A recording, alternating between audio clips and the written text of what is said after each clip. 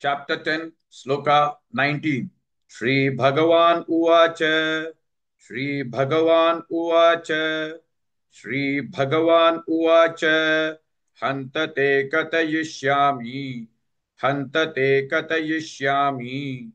Hantate katayishyami. Divyayatma vibhutayah.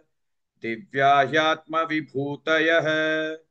दिव्याह्यात्मविभूतयः श्रीभगवान् उवाच हन्तते कथयिष्यामि दिव्याह्यात्मविभूतयः श्रीभगवान् उवाच हन्तते कथयिष्यामि दिव्याह्यात्मविभूतयः श्रीभगवान् उवाच हन्तते कथयिष्यामि दिव्याह्यात्मविभूतयः श्रीभगवान् उवाच हन्तते कथयिष्यामि दिव्याह्यात्मविभूतयः श्रीभगवान् उवाच हन्तते कथयिष्यामि दिव्याह्यात्मविभूतयः प्राधान्यतः कुरु श्रेष्ठ प्राधान्यतः कुरु श्रेष्ठ प्राधान्यतः कुरु श्रेष्ठ नास्त्यन्तो विस्तरस्य मे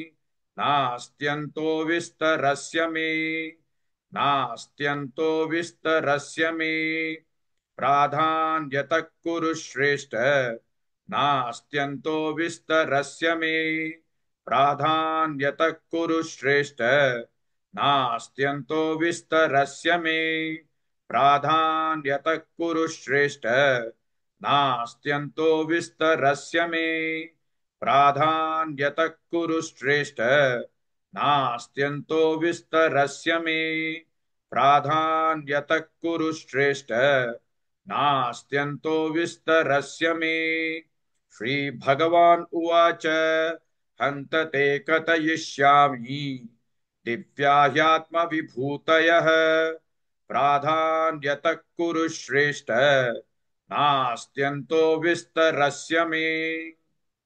Please like and share this video because you could be instrumental in helping someone around the world recite the Srimad Bhagavad Gita, thereby helping them to have a life of unending opulence, victory and prosperity.